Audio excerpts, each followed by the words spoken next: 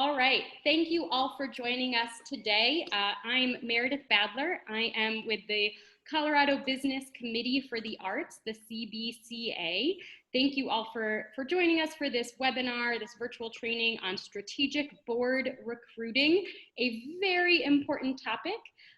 This presentation is brought to you sort of a conglomeration of CBCA's programming related to our Leadership Arts program, our Leadership Arts Alumni Network, and our Advancing Creatives program, which all of those together are about providing education and resources to the arts sector on how to advance their work and in turn advance our creative economy. And so today's training is closely tied to our Leadership Arts program, the offerings we provide to our alumni network, and then specifically to our annual Leadership Arts Board Fair, which I know probably all of you, most of you watching today are planning to participate in. That event, the Board Fair, will be on Wednesday, July 29th from 3:30 to 5 p.m. This is an annual event we do about connecting the graduates from our Leadership Arts training program that have gone through 9 months of learning about board service and volunteer engagement and civic support for the arts. The Board Fair is their sort of capstone moment where we bring them and other alums together to meet our wonderful cultural nonprofits in the metro area and start the conversation about serving on a board, getting on a committee, and getting involved. That will be on a virtual platform this year because it's a lot about, those close conversations. So we felt that was the safer option to move it virtually. So if you're with a nonprofit organization and you haven't registered for that, please do so by Friday. And that will give us a chance to send all of those organizations' information to our alums the following week. They will pick their top 3 organizations that they want to chat with, and then we'll do a little virtual round robin in virtual breakout rooms at the Board Fair in July. So if you have questions about that process and what that's going to look like, let us know. As we see, wonderful, the room's pretty full now. A few housekeeping items before I turn it over to Kate. You were all muted when you entered. Please stay muted just to avoid any background noise, dogs barking, what have you. And we invite you to turn your camera off if you wish. We want to all stay focused on Kate's great presentation, and that may help remove some distractions. There'll be plenty of time at the end for Q&A, and that would be a great time to bring your camera back and engage in some conversation. We do want to hear your questions though throughout the presentation. We don't want you to forget them. So if you haven't found the chat feature, please pull that up, and I will be monitoring that throughout the presentation. So if you have questions, if you need Kate to repeat something she just said, throw it in the chat. If you have a question that you want us to dive into and deeper during the Q&A, throw that in the chat as well, and we'll be keeping an eye on it. Another suggestion is if you can go to hide non-video participants. You can get there through your video settings. That's just another way to make sure we're all staying focused on the presentation. So that was a lot of background and housekeeping items, and you all are here to learn. Joining us today is Kate Kalstein with Kate Kalstein Consulting. She's on and off been a trainer with CBCA through our Leadership Arts program, a lover of the arts, and really a governance, I'm going to say expert, because I know I have always learned so many things from her. Perspectives on nonprofit governance, nonprofit management, volunteer leadership, and this is a topic I know is very near and dear to her heart, and really where a lot of those conversations start is getting the right people in the room and engaging them in effective ways. So with that, I will turn my camera off so I can stay focused and listen. And I'll turn it over to Kate to walk us through today's information. Thanks, Kate. Awesome. Thanks so much, Meredith. It's wonderful to be here with CBCA today and to be able to have this chance to share information focused around strategic board recruiting with you. This is something that is really important to me. I will share that I am coming to you from a very remote location, so I will apologize now if I do not have the luxury of the high-speed internet that I often enjoy at home. So if you are having issues, if you could please chat to Meredith so that Meredith can let us know. But I am going to keep my fingers crossed that we have enough connectivity here to have a great conversation today. So yes, my name is Kate Kalstein. I have been focused on the work through my practice for the last 11 years. I am a lawyer by training and did legislative policy work in California for the judges there, and also worked as part of the leadership team for a very large mental health services nonprofit in San Francisco before founding my practice. And I really, really have enjoyed the opportunity to focus on community-connected, mission-driven organizations throughout my work, and find that the organizations that are connected through CBCA are just those. And so I hope that this can be a really, really useful conversation for you today. We're going to work on being really practical and making sure that this is information that you can really use immediately. Those takeaways that I really hope that when we get to the 90-minute mark, we have achieved are helping you outline the critical elements of strategic board recruiting. I think that this is one of those situations where the same words can mean very different things to very different people. And I am going to give you an invitation and an encouragement to maybe look at a particular set of factors that can create a real shared understanding within your organization.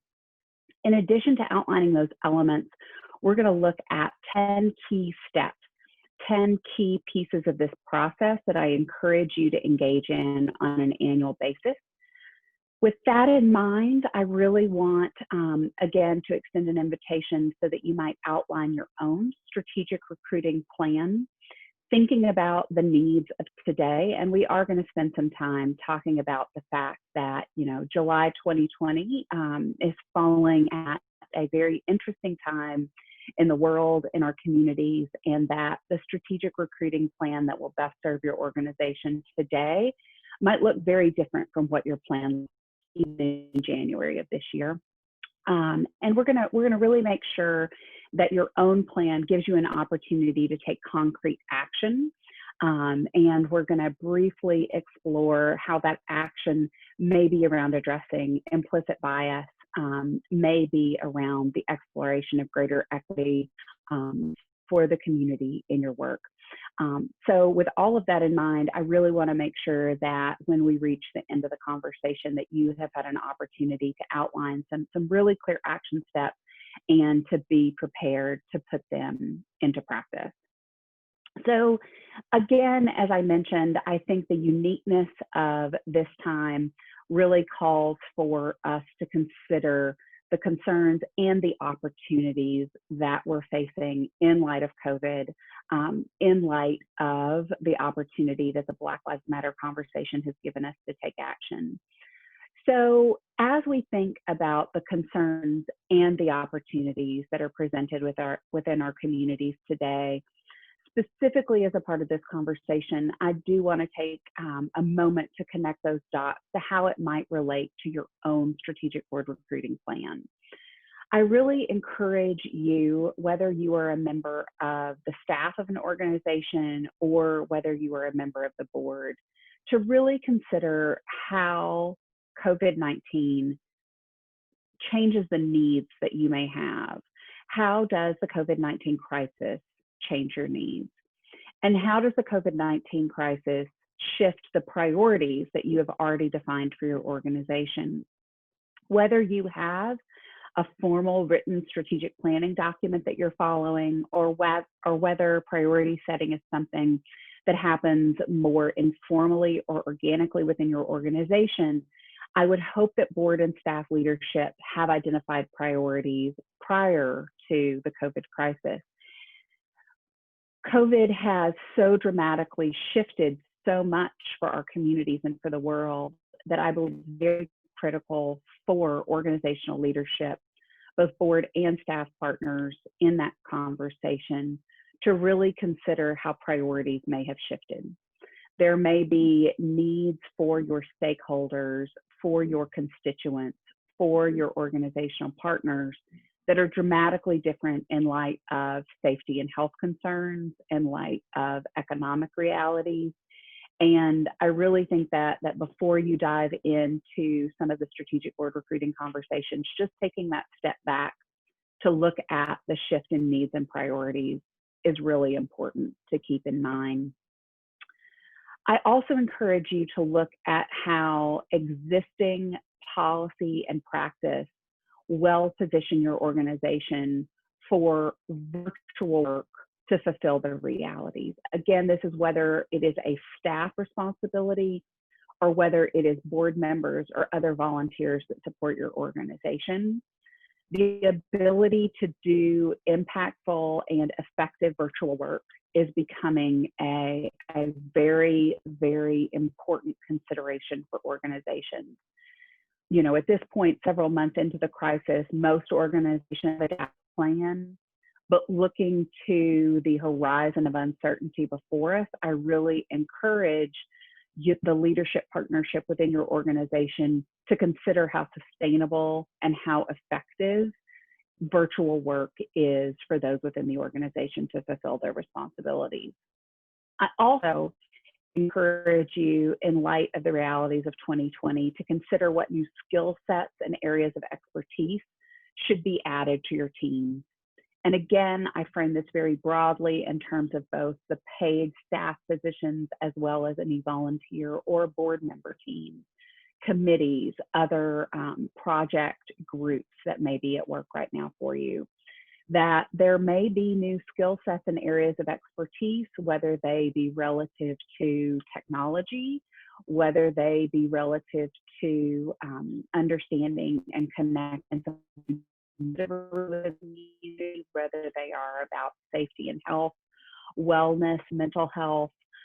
There are a number of things that are coming up for us that did not present before March of 2020 that have likely risen their way up through the priority areas for you to consider with your stakeholders.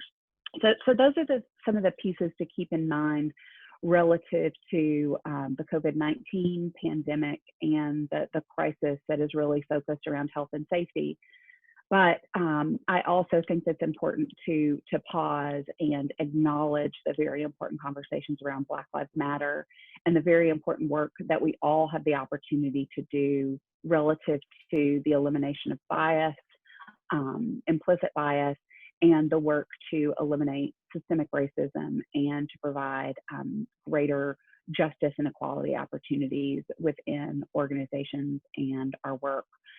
Here, I really think that it is critical to start those conversations from a point of self-care, from a point of relationship building.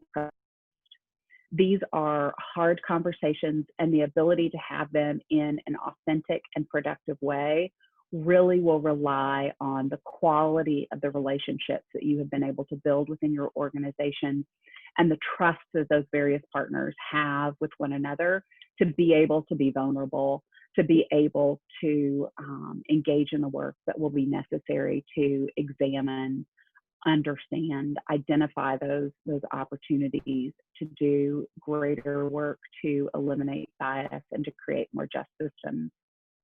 This will also require the ability to approach the conversation from a culture of inquiry. And often I know that culture of inquiry can be very challenging.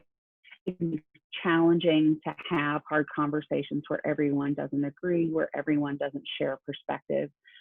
The culture of inquiry is actually something that Board Source, a leading nonprofit best practice organization and resource out of Washington, D.C., pointed out a few years ago, that the #1 success factor for organizations had nothing to do with their logic model, whether or not they had an endowment, whether or not evaluation practices were embedded on an annual basis, but it was, does the organization reflect a culture of inquiry?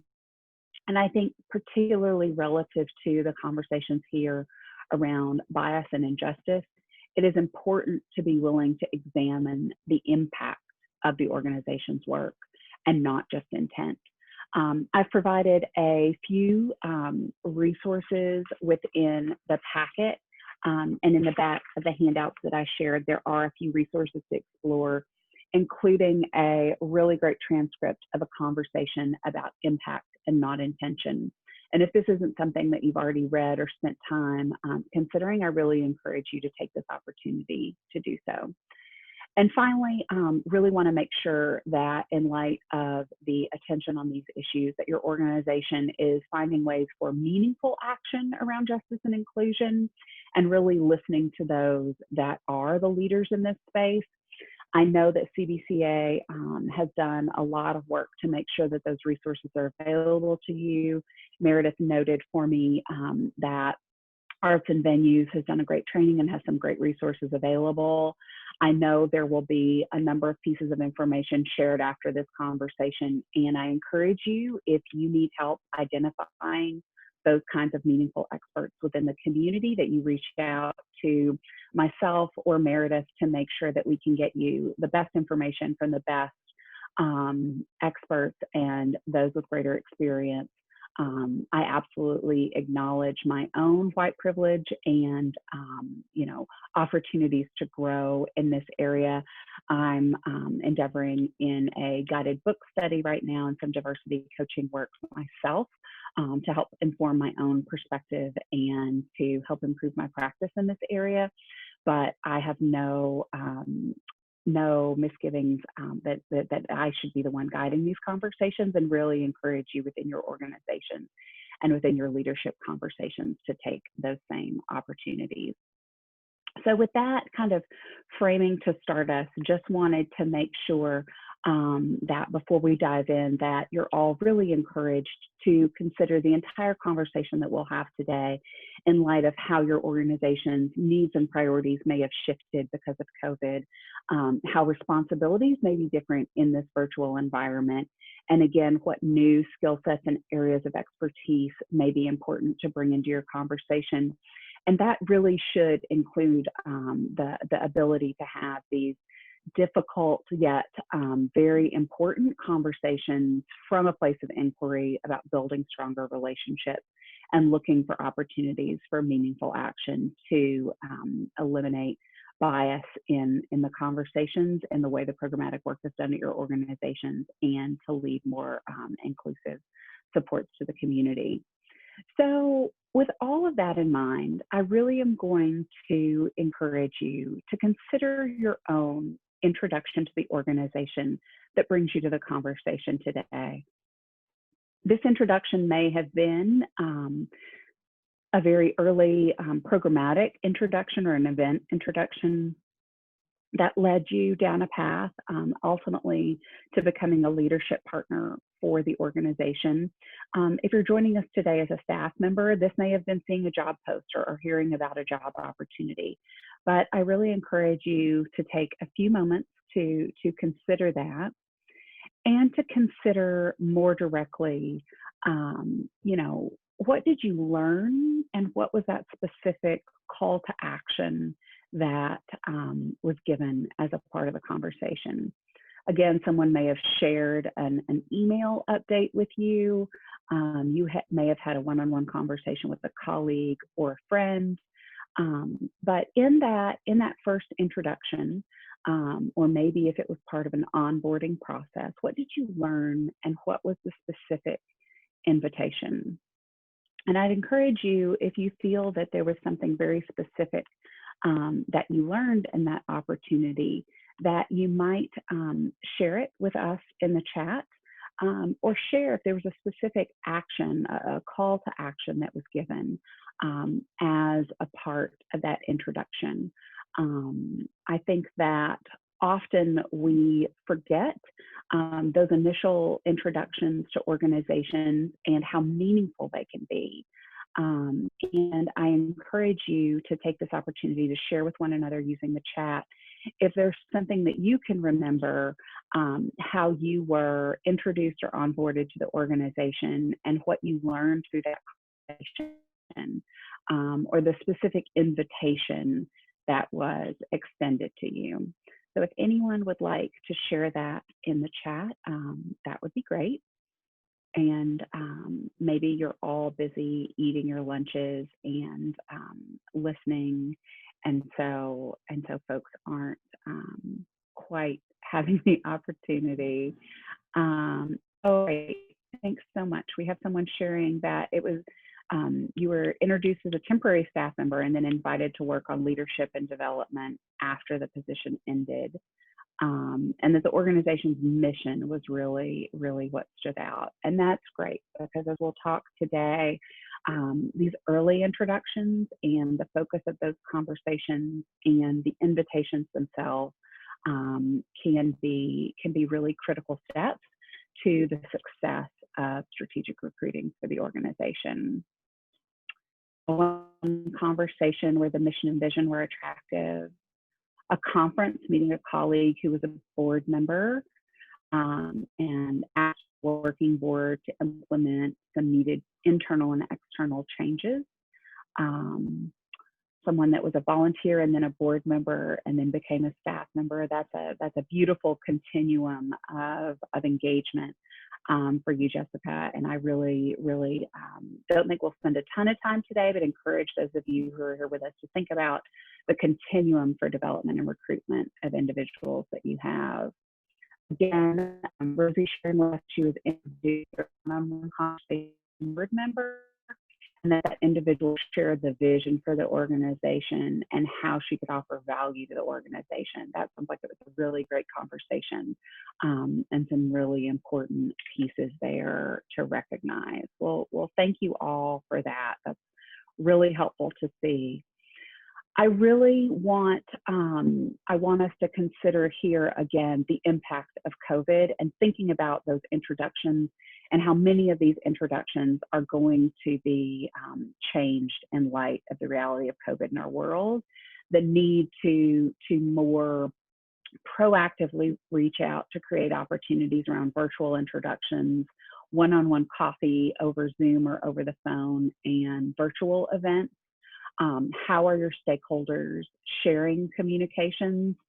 And also in this examination and inquiry, to consider the opportunity to be more inclusive and more actively engaging the broadest community possible and ensuring fair and just representation and inclusion.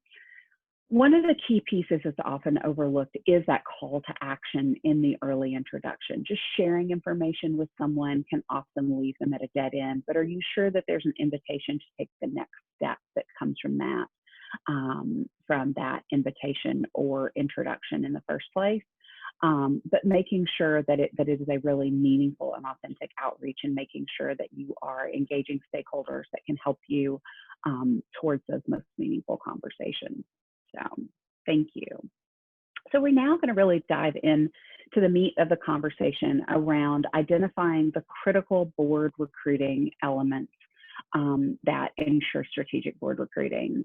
And we're going to start with sharing a poll question, and we're going to ask that folks let us know if your organization has a current, clearly defined board recruitment plan. So Rachel's going to pop up and share a poll with us now, and we encourage you to answer just this first question.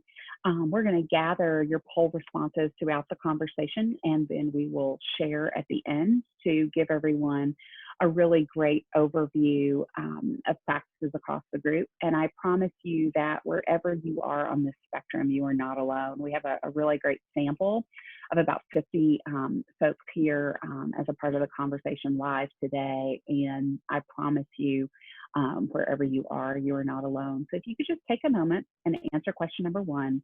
Our organization currently has a clearly defined board recruitment plan. And where do you fall on this spectrum? And hit submit for us. So a critical consideration are these broad elements that are part of the strategic board recruiting plan. And a strategic board recruiting plan should include a well-defined board member role. The foundation of strategic board recruiting really does come down to how well-defined that board member role is in the first place. And then once that board member role has been clearly defined, the second element to consider is the identification of recruitment priorities for your organization. And we'll talk about how these priorities include a number of different categories and areas, including skills and experience and qualities of the individual. Once that role is clearly defined and the recruiting priorities have been identified, the next element to consider is the process by which those ideal candidates are identified. It is often the process pieces that I find that have broken down the most organizations that have inconsistent practices. So we'll talk about how to make sure that process is really strong and consistent and helps you identify the individual's best positions to be able to be strategic leaders as a part of your board. Once that application once that candidate has been identified, the opportunity next comes to use a very intentional application review and approval process. And so we'll spend a little time exploring that. And finally, once those new board members have been identified, have been voted on, are they receiving strategic support and communications from your organization? So these 5 elements, and they are included in your handout as a part of the last page for reference. These elements are the pieces that we'll really be diving deeper into as a part of this conversation.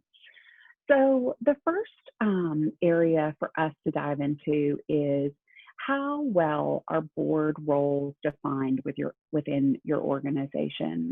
And Rachel, we can share that second question now for folks to have an opportunity to reflect here about their own board and how well they have defined roles for the board member job description. So do encourage you to consider whether you have clearly defined board member job descriptions, board officer responsibilities, board committee responsibilities, those volunteer roles. And lastly, it is also really important for organizations to make sure that there are clearly defined support roles. So within your organization, there may be an IT advisor, you may have pro bono legal counsel, you may have someone who is serving a position that if the organization were larger and had more financial resources, you would be paying for, but that is a volunteer role currently for the organization. So some of those roles are purely volunteer capacities, and others are within the context of board responsibility, and those include those board officers and the board member description. The board primarily should have a responsibility focused around providing oversight, ensuring resources, and also helping to set the mission and purpose and priorities for the organization. So often we hear reference to a working board or a governing board.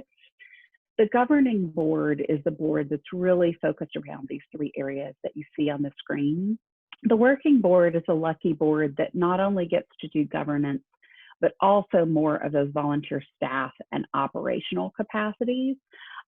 One of the frequent misconceptions is that a working board is not focused around governance, All boards should be focused around oversight, ensuring resources, and helping to set the mission, purpose, and strategic direction for the organization. And working boards get to add a lot of other areas of support in the area of operations as well. But really, the ability to have an effective strategic board recruiting plan comes down to how well those board roles are defined initially. And so that is something that if your organization has not recently revisited, I'm really going to encourage you to do today. So there's an opportunity in this to make sure that the job descriptions themselves are well defined and clear for the individual to know what they're committing to. There is a second opportunity that is often missed around aligning the roles and priorities to the strategic priorities for the organization. There may be some areas of focus that shift given the strategic priorities for your organization. If you're suffering through some economic instability, it is critically important for all board members deeply engaged in fundraising efforts. And it doesn't have to be the ask, but whether it's helping to identify potential donors, whether it's the thank yous, whether it's in light of COVID, making sure that potential donors have more opportunity to connect to the mission and learn more about the work of the organization. There are lots of ways that board members can be engaged in making sure that resource cultivation, if it is a key priority for your organization, can effectively be done, even in light of the quarantine realities of today. Major priorities are about better understanding a subset of your community and stakeholders. And so maybe it's board roles around really being more connected and engaged with particular members of the community, whether that be those that are helping to create the programmatic work or those that you serve. And so I really encourage you to think about how the roles and the priorities that are reflected in your job description are aligned to the strategic priorities of your organization. And finally, it is critical that board members have an annual commitment to make to the organization. This is really where you have the opportunity to outline what contribution is expected. This can be relative to time and meeting attendance. This can be relative to financial contribution. And I will briefly mention that my personal favorite phrase is that it should be an annual, personally significant gift. Even if the individual serves on the board as a representative to a corporate sponsor or to an organizational sponsor, even if that organization or their employer or the partner is making a financial gift to the organization, I do believe that every person that takes their time and energy to serve on a board should also be willing to make a personal gift. And if that gift is not personally significant, that there are really opportunities to have a deeper conversation about why the individual is not doing it and encourage them to do so. So about the well-defined board roles, these are three things that I am really going to encourage you to consider. Moving on, the next piece is whether or not there are recruiting priorities that have been identified relative to skills, experience, and other qualities. This is an opportunity for your organization to outline each of these areas, and I really encourage you to go through an exercise. This is absolutely something that can be done virtually. This is absolutely something that could even be done via email or using a survey poll or another online place to kind of capture that conversation. So maybe you set up a Google document that board members are sharing and having a bit of a brainstorm here. But I encourage you to think about the priorities for board members relative to certain skills and experience. This is where a job title doesn't tell you everything about a person. So, for the last 20 years or so here. I have been practicing as a member of the legal community and nonprofit community and serving this way. But it is a somewhat little known fact that I studied music, and at one point in my life really had the desire to be a professional classical singer, and toured and did work in that area. And so if someone just thinks of me relative to my professional identity, they have no idea the skills and experience that I have in that area. And so this is really where I encourage everyone to think about skills and experience really broadly. Community, to think about individuals that may be in the citizen members of the board, and to really understand what communities and what connections they bring to the table, who they are most connected with, those connections that they most deeply understand, to make sure that all of those perspectives that are important to your organization are represented at the table. Again, diversity and inclusion is a key piece to understand here, as well as understanding strategic priorities and how the response to COVID may be shaping that. So in working through who the ideal candidates for your board might be, I encourage you to use a tool like a board matrix, and I've included a sample for you within the handout so you can see how you might set up your own board matrix. The mere process of identifying what those columns should be for you, which areas, relationships, which diversity considerations, community connections are important. In the exercise to identify your categories, you are helping to articulate your own ideal board. And then by mapping out your current board members and understanding the representation that you have today, it can help to illuminate recruiting priority areas where you may have gaps. This is where I'll also share that I greatly encourage organizations.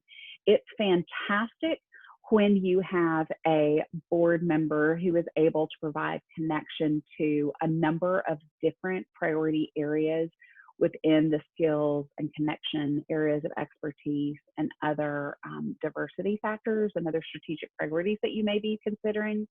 But remember, any one individual that checks off too many pieces and is responsible for carrying too many of those perspectives to the table, you're going to need to immediately start thinking about what recruitment priorities will need to come when that individual leaves the board, because you might have to recruit 6 different people to provide the same kinds of insights, expertise, and connection that that one individual was providing. So I offer the board matrix as a tool for that. There are lots of other ways that you can go about this, but the key point here is understanding who your ideal board may be and where those gaps are to help prioritize candidates. So once that, oh, and I should remind you, if you haven't, that you might want to look to question 3 in the survey around whether your organization has defined ideal board membership in those areas, considering skills, experience, qualities, and your strategic priorities. So the next part of the conversation that I want you to consider is whether your organization, whether the board has taken time to clearly outline this process to identify board candidates. Is there one time of year? Is there one person? And what does that really look like when those introductions are taking place? So again, I encourage you to visit your poll and to think about question number 4 and whether you annually examine your current membership in relation to your ideal membership. Do you have that process clearly defined there? And as a part of the process to identify board candidates, again, I am going to flag and encourage you to consider how there may be areas of implicit bias or other systemic racism concerns built in to that process that you're using. This may be around how accessible The application is about who is reaching out around the requirements that have been put in place, and to really make sure that those with those areas of expertise and those partners that are really able to help guide the most meaningful conversations are doing so there.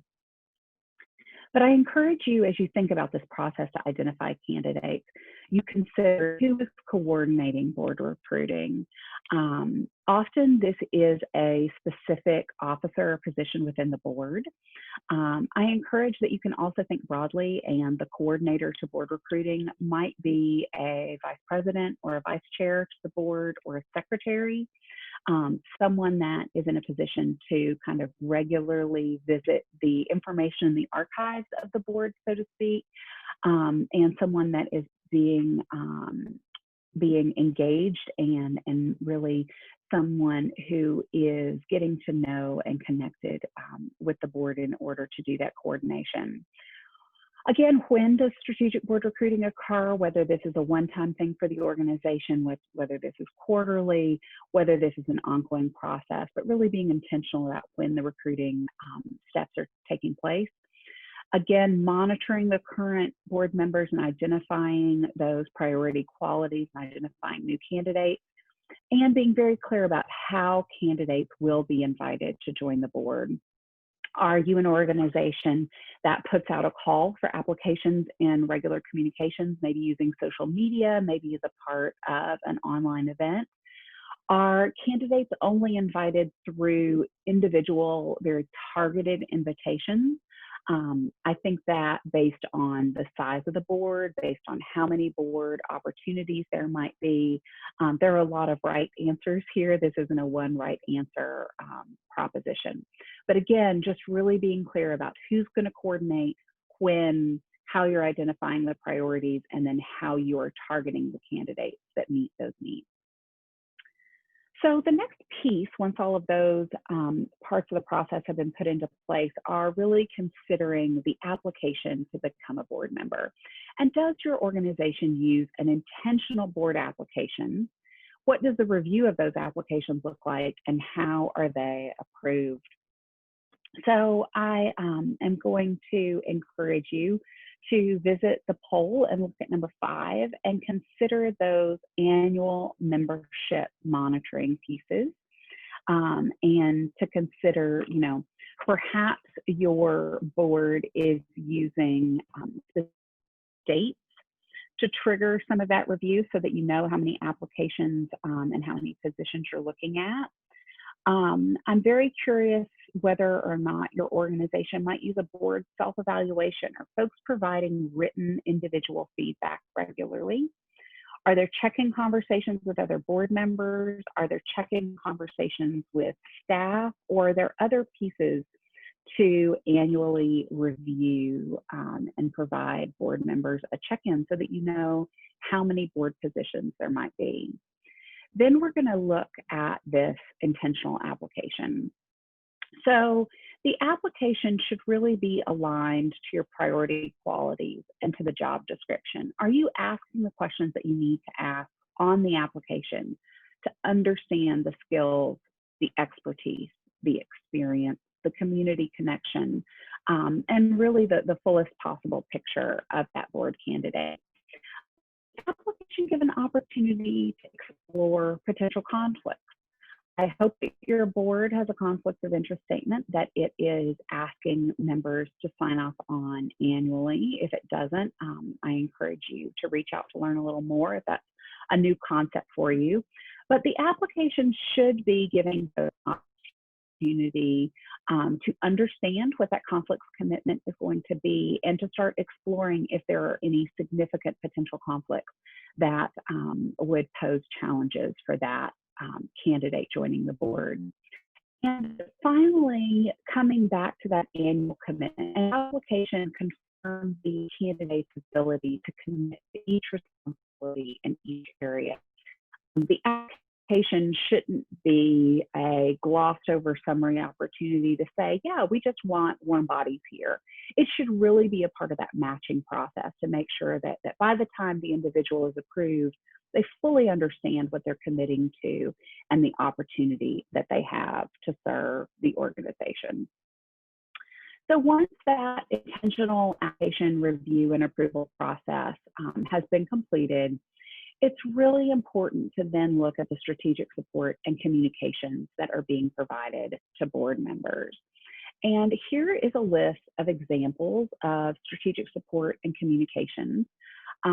Within this, I want to make sure that you're considering the welcome communications that are going to that individual and how they're introduced to the board. The orientation and the board handbook, this is another area that I have spent a lot of time in my practice on. I'm not going to ask anyone to share, but I am going to ask you to consider, do you currently say welcome to the board and then hand folks bylaws and a binder of uselessness? I'm a lawyer and I personally don't enjoy reading bylaws. I do it because it's a really important way to get to know the governance of an organization.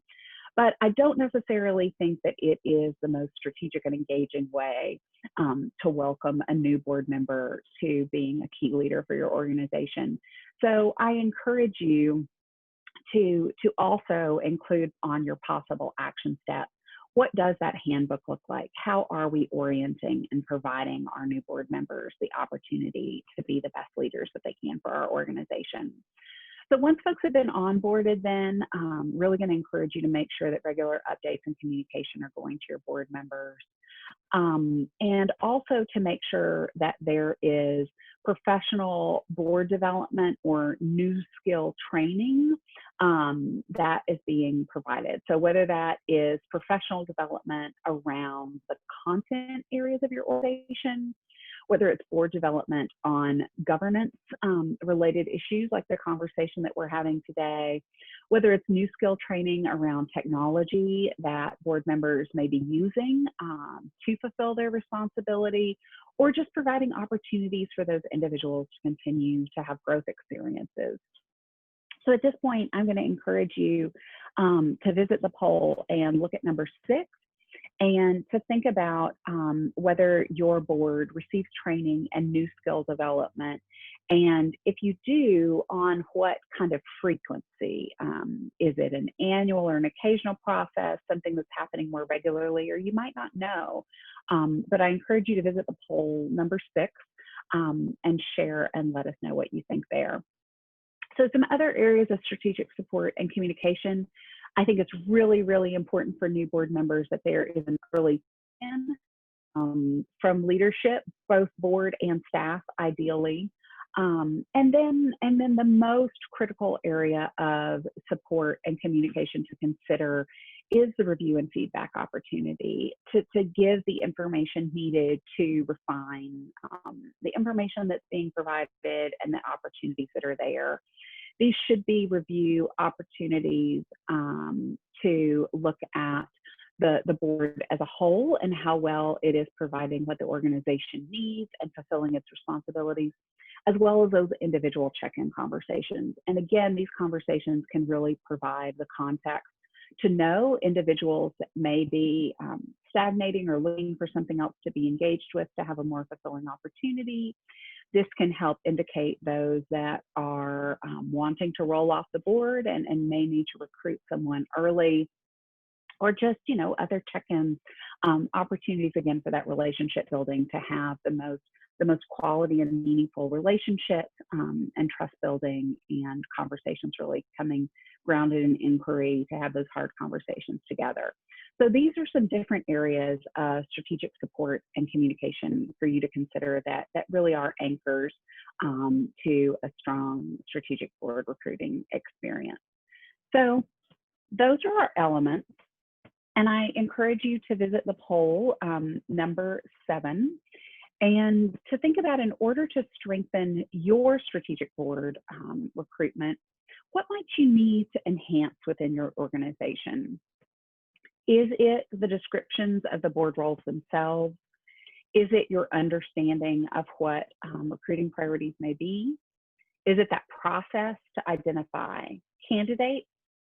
Is it around the application review Is it around the application review and approval process and the intentionality that is taking place there?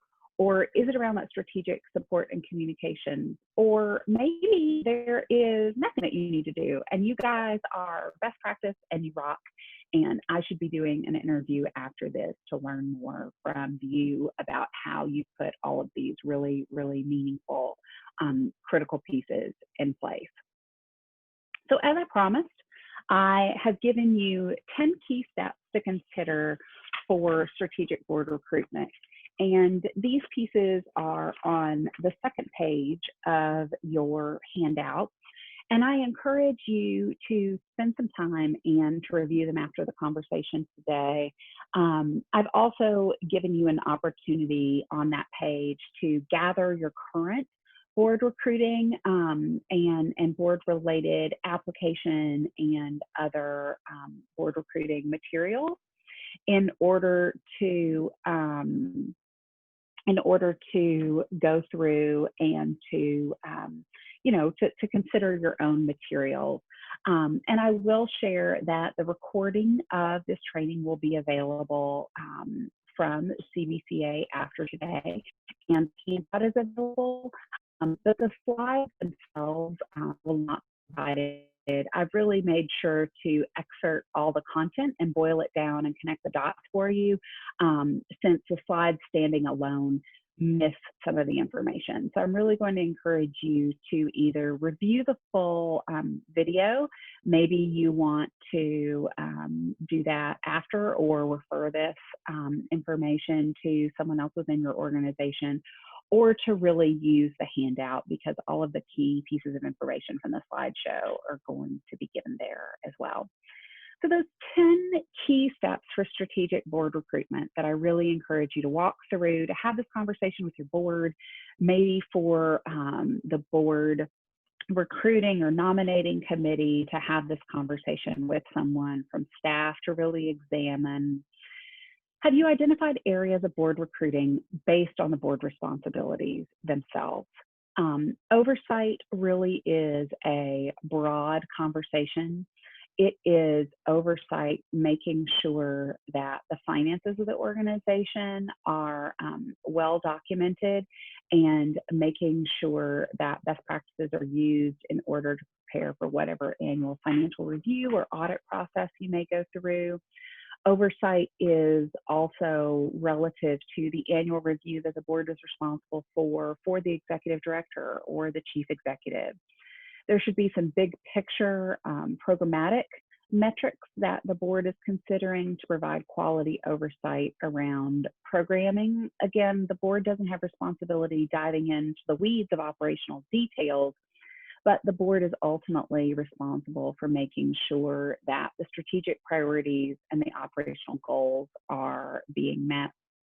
Board oversight also includes board self-evaluation and board recruitment. If there is a member of the board who is not fulfilling their responsibilities and who is putting the organization at risk, it really is the board member's responsibility to make sure that those issues are addressed. I so often hear folks refer to the fact that board members are just volunteers. Well, you're just a volunteer that they need liability insurance for. So there is real responsibility that comes with the position. And I really encourage the board to set a tone and an expectation that while you are serving in a volunteer leadership capacity, it is one with real meaning and impact on the longevity and success of the organization, its reputation in the community, and it should be a commitment that is made with some serious intention. So identifying those areas of board recruiting, considering board responsibilities, aligning the recruiting priorities to the strategic priorities of the board, considering really where you're trying to go and what you're trying to do, and whether or not you have the right board members to help ensure the organization can get there. To review and update these recruiting materials, likely on an annual basis. Does the board job description, does the application, does the orientation and handbook make sure to meet the needs of the organization? Maintain a list of names of engaged stakeholders or candidates, and noting priorities where a candidate can't be identified. Maybe the organization really, really needs to have a lawyer on the board to make sure that contracts, to make sure that employment related oversight and other areas of legal expertise can be supported as a part of ongoing conversations. And maybe you haven't been able to identify that candidate. Keeping that running list of recruiting priorities where you haven't been able to name or identify an individual can be really important.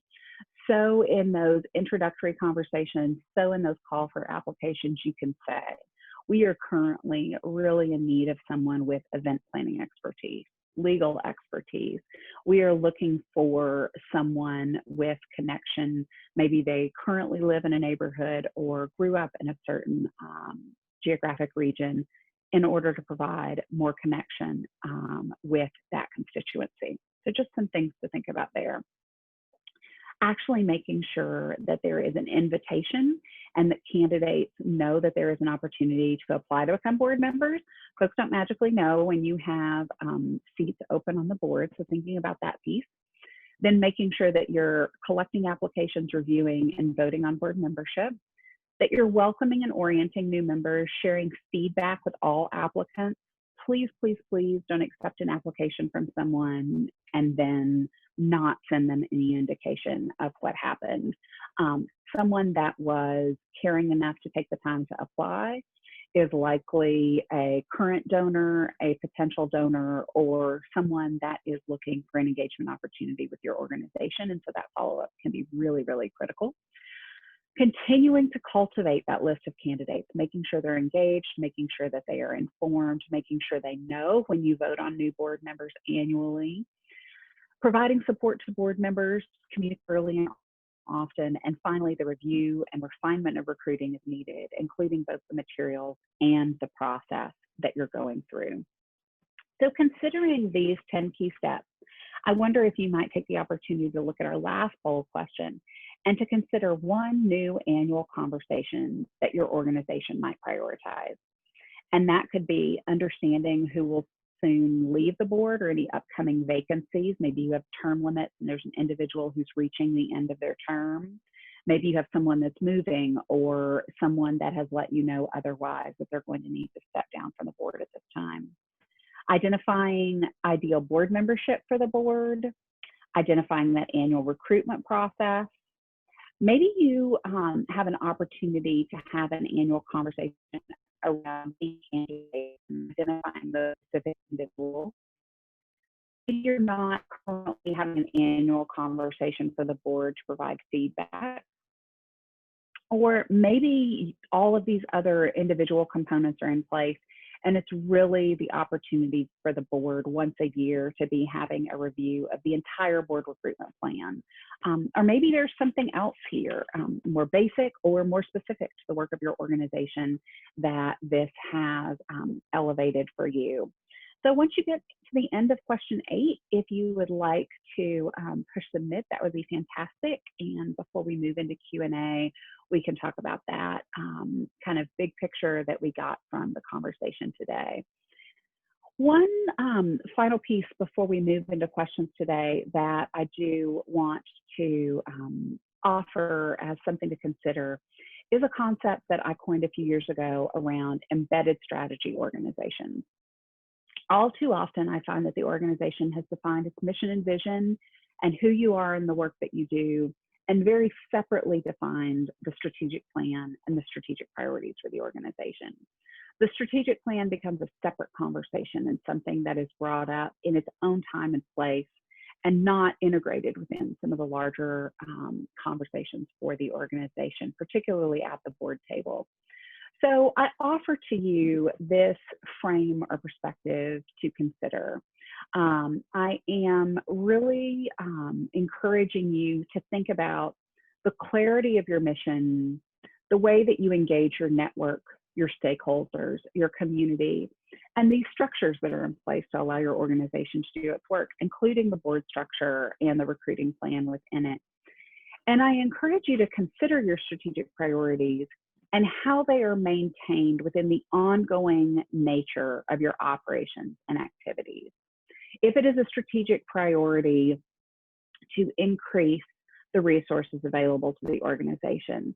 How is everything you do tied to making sure that that need and priority is known and that the important fundamental work is being done to get there? So making sure that you are engaging a community that includes prospective donors, making sure that you have structures in place to help identify them, to help put out the opportunities for giving, to thank them, and to do all the important pieces in terms of donor cultivation would be just one example. But making sure the strategic priorities are not being the area of work. And I really do believe that strategic is an opportunity to make sure that the strategic priorities are living within the ongoing operations and activities of the organization. So making sure that in addition to the strategic priorities, that your mission and your values are reflected in everything you do as a part of the recruiting process. I thought that it was great that, you know, folks were sharing that in their initial introductions to an organization, they were really highlighting the mission and the vision and the work of the organization, and definitely think that is a critical part of this process, and making sure that mission, vision, values, and priorities are reflected throughout the introductions, the communications, the applications, the follow-up, the onboarding, and the handbook that you will be sharing. So again, I've given you the elements to refer to, I've given you steps to consider, and I also am going to offer you a checklist. So this is also within the handout that you received and that Meredith has been kind enough to link to in the chat today. But on page 1, in addition to outlining those strategic recruiting elements, I've given a list of information for board member candidates, information for board members, and internal information that will be a part of strategic board recruiting. That matrix or statement of the ideal board, the annual recruiting calendar, and some kind of check-in framework. What are the conversations? What are the pieces of information that you really want to check in with each board member annually?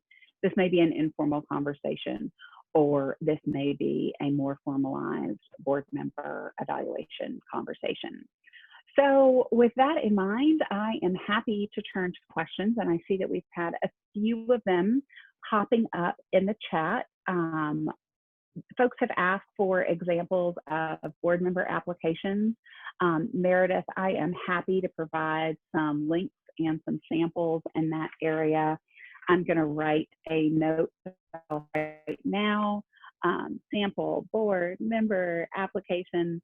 And in the follow-up from today, I'll make sure to send an email to Meredith with some information that she can send to all of you. I also see that there is a question, do I have any tips for recruiting an organization's first ever board? So I assume that this is a newer organization and that this is the founding board. And if I have that wrong, if you'll chat and let me know. But a founding board is a really important and critical time in an organization's evolution.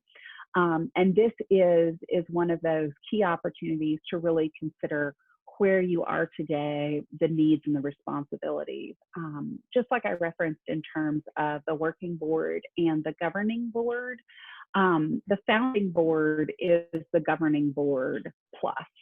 A lot of these systems are going to need to be built. The one piece of advice I would have is that a founding board is not the time to have all first-time board members. Really important to make sure that you have board members that have high quality, functional, organizational experience. You know, just because someone has served on a good board doesn't mean they have great board experience. And then make sure as you're talking to candidates, have folks served on a board where they really felt like it was an impactful experience, that it was a healthy, functioning organization? And do they have those kinds of experiences to draw on? If you're an all-volunteer organization, I definitely think that you have a unique set of needs to an organization with a large budget and a large staff. So considering prior board experience and those kinds of contexts is important as well. But chances are it's really going to be important that you have a lot of the key skill sets, that you have content expertise relative to your programs, folks that are going to be in a good position to provide programmatic insight, that you have those with business and financial comfort and expertise that are going to be able to help with budgeting, going to be able to help with financial related matters, that you have individuals with some HR, legal, and other employment experience. That's probably a regular area. I will say that therapists and faith leaders can also be really important expertise and experience to have. A lot of times when there are those difficult conversations to have, I've found that clients that have individuals with those areas of expertise and experience are the most adept at gracefully being able to navigate hard conversations and making sure that really strong relationships and community connection can be cultivated. So those might be the things to think about in your first board. But one of the key pieces of information there as well is making sure that everyone understands, and right now I think this is a conversation at every board table, that board commitments and expectations are changing. That where we are with the realities of the COVID pandemic, that where we are with the realities of the economic practicality within our community today, that organizations are really going to be having some drastic shifts and some really hard conversations coming. And so no matter if it's a founding board evolving into a more established organization, or a more established organization just riding the roller coaster of where we are today, that board members are going to need to be flexible and willing to speak up if they get to a point where the commitment and responsibilities are no longer of comfort to them. I see that there's also been an ask for board members' self-evaluation, and I can also provide some links and some resources there. Kickstarting board member involvement in committee work. So what I would say there is every committee within the organization should have some structural connection back to the board, unless they are committees that are being managed by staff and that in some ways are kind of volunteer staff related work. Within some organizations, I've seen finance pieces take place there. I've seen event functions take place in committee that really are less tied to the governance of the organization and more tied to the operations and the staff responsibility areas of work. I would say that all committees should have some structure where they're anchored back to the board. It's a really good idea for every committee to have at least one board member, and that board member have clear responsibility for being the liaison of information back to the board as a whole, for that individual to be willing to kind of keep the committee focused in the priority areas of work and to keep them aligned to what has been identified as the most critically needed areas of work for the committee. So whether that is making sure that the committee is creating the event that is needed and inviting the priority attendees for the event, or even making sure that the committee is working on the kinds of communications that might be needed.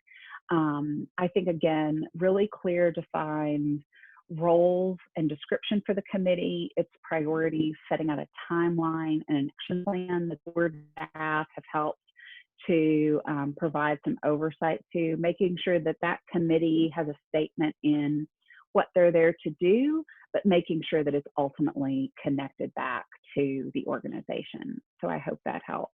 I want to make sure to walk through any other questions that are here, and then I would love to share the poll with everyone to make sure that we get that information as well. So application, self-evaluation, we talked about the committee, and then the last question that I see is an interest in increasing the diversity of the board. What are the steps we should take to begin expanding our board to be more representative of our community? And Rosie, This is a great question. One of the things that I didn't talk about that is a very practical reality is board members recruit individuals that look a lot like themselves to fill their vacancy. And so if you feel that your board has some opportunity for growth in terms of greater representation, missing skill sets, chances are the individuals sitting at the table right now are not the keys to success in recruiting those missing areas, missing characteristics, missing connections and expertise. This takes incredibly intentional work to get outside the current networks, the current communities, to be able to be more inclusive. So this may be reaching out to other partner organizations. If your organization is focused around a specific mission, finding an ally or a partner organization that you know has strong connection to the representation that you feel you lack, and being very transparent and honest about the fact that you recognize that your board has an opportunity to be more representative. So this may be neighborhood related groups.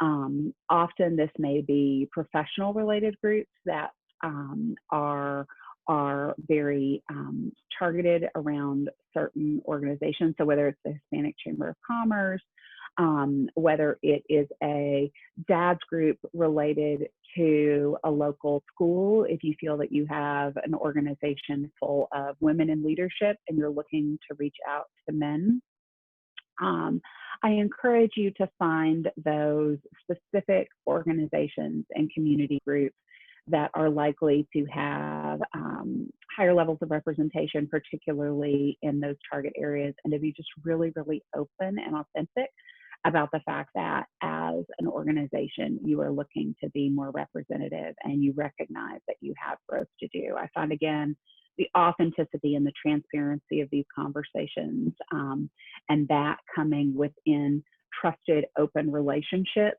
is what will really lay the groundwork for making progress in these areas. So Rachel, feel free to close the poll and we can share the results and give folks a sense here. So this is great. It looks like a large number of you have a clearly defined board recruitment plan, but at the same time, you know, a third of you feel that you have some areas for growth in terms of defining that plan. In terms of clearly defined roles of the organization, job descriptions and officer responsibilities, most of you feel that those are in place, but it definitely looks like that committees, volunteers, and other support roles is something that folks might want to spend a little time exploring how to more clearly define those for your organization. The board has clearly defined ideal membership regarding experience for most of you, skills, and some of those diversity factors, but only 40% of you note that there has been a definition of ideal membership relative to your strategic priorities. So I would really, really encourage folks to consider the strategic priorities for the organization and how they may inform that ideal board member description, especially in light of the current community conversations and just where we are right now. So almost half of you are annually examining your board membership in relation to that ideal membership. And more concerning for me, if this topic was of interest and you took the time to join us today, that almost a third of you aren't sure whether that's taking place. If you care enough and this was relevant enough for you to join us, I would hope that that is information that you can find out and support making sure that that annual conversation is a part of your organization. Monitoring relative to elections and terms. So this is the one that everyone seems to do, honestly, because it's the easiest one in many regards. But I really, really do encourage you after today to think about how your board can annually be checking in with some kind of written self-evaluation or an annual check-in conversation and whether that conversation is taking place with board or staff, or that check-in might be happening in another way to encourage that. Most folks are doing some kind of professional development, skill training, board governance development work on an occasional basis. I really encourage you, with virtual board meetings, this can be a really great way to make sure that you're even taking 10 minutes to share an article, to ask a key conversation, and to make sure that all of the board members have comfort reading and understanding the financial report, have comfort and understand the information and some of the jargon that may be used in describing your programming, to make sure that folks are comfortable with social media, communication, some of the other partnership and partner organization related opportunities that may come there. So those development opportunities, the professional development, the skill development opportunities, they don't have to be lots of time. They don't have to be super expensive. You know, have 2 or 3 board members that are supporting that piece of the agenda every time the board meets, and make sure there's some new information or training that's offered regularly. Thinking about how to strengthen your strategic board recruitment, what might need to be enhanced. It looks like the process to identify board candidates is really the thing that most everyone that's joining us here today is looking to strengthen and has identified as an opportunity. But it looks like there's lots of great work to be done, and I hope that we've given you some really practical information today to dive into that work. So what's that one new conversation? And about 1/3 of you are going to identify board recruitment priorities. And then it looks like there is work to be done, an annual conversation to be had on reviewing the plan, thinking about board feedback, naming candidates, actually, you know, putting names relative to some of those priorities, understanding who's going to leave the board, and identifying the ideal board membership. So thank you so much. That was a lot of great information shared, and I really hope that that helped make this a meaningful use of your time today. One more question that's come up. I'd love to hear more about using an application or not. We do not use an application. We use a targeted approach, but have all the other necessary documents in place and share them with prospects. So I think that the application itself is really critical. I think that the application, giving the individual the opportunity to write down and share their areas of interest, their skills and experience, their community connections, again, exploring potential conflicts. I really think it's a more challenging conversation to have only in conversation and not documented. I think that needing to be really clear about the commitments, both in terms of time, both in terms of financial contribution, in terms of other expectations about how the board member may be engaged with fundraising, or may serve on a committee, or maybe attending events from the organization. I think that these are really hard things to do only in a conversation and not through an actual application document. Now, if it better fits with the culture and the practice of your organization to have that application document that the individual who's recruiting and the individual who's applying are filling out jointly together. But again, I think the documentation and I think the clarity that comes from that kind of a tool is really important. And I'll make sure to share some applications. I'll make sure to share some board member applications, again, as well as that self-evaluation tool.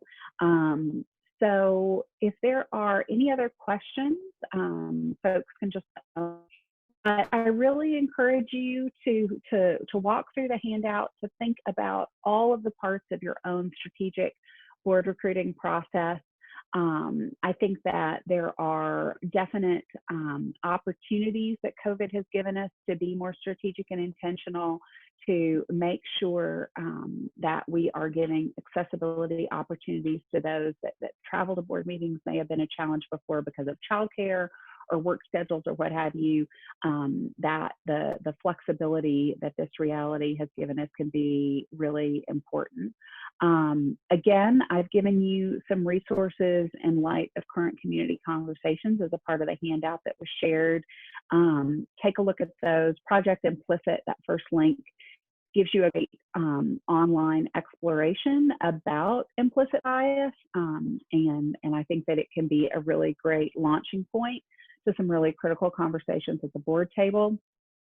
I encourage you to take the 5 minutes or so when we're done here and to think about some really specific next steps that you might take, conversations that you want to have with the board, if you are a staff member, conversations that you want to have with the board chair, and what are those specific things that you're going to do next from today. Again, coming back to thinking about the role, the recruiting priorities, the process, the application, and the support that you're providing to board members. So I just want to say thank you. I hope that this was something that was a good use of your time, and I am happy to stop the screen share and to jump over to this gallery view. And if folks want to turn their videos on and ask questions, I'm happy to stick around for a few minutes and to be able to provide whatever support I can. Thank you so much, Kate. Thank you. I know most people are still muted, so I'll give a little applause so we can hear that. So helpful. I know I learned a ton. There have been, excuse me, some great questions in the chat. It sounds like we have some good stuff to follow up on. So as you pulled together some of those examples, sample applications, sample board evaluations, we, CBCA, keep a library of those as well that we share often throughout our leadership arts program. So all of us, we are here to help you and support you. I wanted to give a few other sort of dates and pieces of information about what CBCA is doing to help with board recruiting and governance and our leadership arts program. I mentioned our board fair is coming up on July 29th. If you are a nonprofit organization that wants to be part of that event, please register by Friday, this Friday. I threw that link in the chat. It's also on our website. If you are an alum of our program, or if you're looking to join a board, we want you to be able to participate, so you can register as well. And that event is really about starting this conversation. So the reason we wanted to do this training now is so you as nonprofits can really make the most of that opportunity. So you know what you're looking for, so you know how to talk about your work. And I wanted to mention, be prepared to talk about things other than board positions. As we saw in that very beginning part, often people start their involvement with you by serving on a committee, by being a volunteer, by being a donor and a patron first. So I just want to emphasize the opportunity to think about what are the other entry points that could become a board opportunity, but could also become other meaningful relationships that you can start building at that event and beyond. And then if you're curious about our 9-month leadership arts program, applications are open now. There is an early bird offer if you apply before Friday. Otherwise, applications are due mid-August. And we have the largest amount of scholarship funds we've ever had this year. We are so excited to make those available in a really cool format planned for this year. So think about leadership arts as an opportunity for your current board members. Do you have a new board chair that's stepping into that role for the first time? Do you have staff members that you want to provide a professional development opportunity for? Because I don't see any more questions coming in, I'll make one last plug for regarding the board fair, and Kate mentioned this many times. The key is to follow up. I can't tell you how many times we hear of folks that make a good connection and then on either side, and then the follow-up falls through. And you all are doing such wonderful work and people want to be a part of it. So open that door, follow up, and make that opportunity available. Any other final thoughts, Kate, to share as we close today?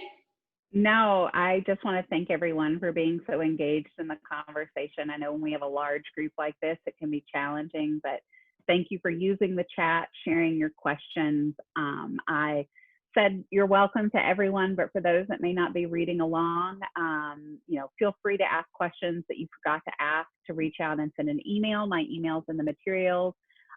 Feel free to reach out to Meredith, and she knows where to find me. And I am happy to provide short follow-up to anyone.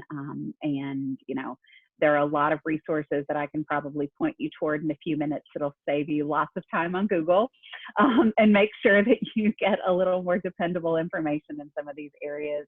The last thing that I'll say is lean on one another and have conversations with your colleagues about the conversations that are happening at the board table, the struggles that you may be having as staff.